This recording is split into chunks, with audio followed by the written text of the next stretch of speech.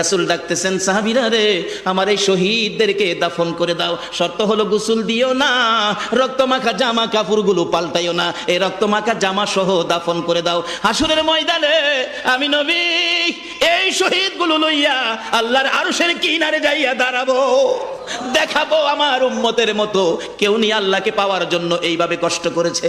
এবার দাফনের কাজ শুরু হলে কিতাব লেখে 69 জনের দাফন শেষ। 70-এর মাথায় আসওয়াদ দূরে পড়ে আছে। আমার নবী 2 কদম সামনে গিয়ে দেখে আসওয়াদ নতুন তরবারি হাতে চিত হয়ে পড়ে আছে, শহীদ হয়ে গেছে। আমার নবী ডাকে, রে আসওয়াদ, মদিনার হুর বিয়ে করতে পাঠাইছিলাম, মদিনার হুর বিয়ে করলি না, যুদ্ধের ময়দানে জীবন দিয়ে বিদায় হলে।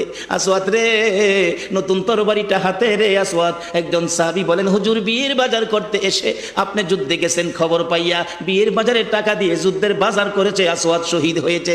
আমার নবী ডাকে, মাবুদ, আমার আসওয়াদকে তুমি কি দিবা গো আল্লাহ?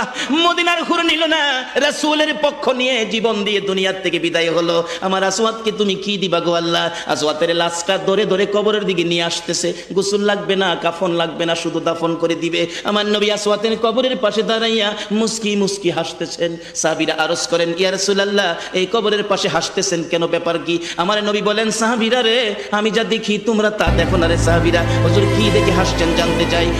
সাহাবীরা, আমার আসওয়াদ মদিনার হুর বিয়ে করতে যাইয়া যুদ্ধের খবর শুনে বিয়ের বাজারের টাকা দিয়ে যুদ্ধের বাজার করে জীবন দিয়ে কবরে রওনা হয়েছে।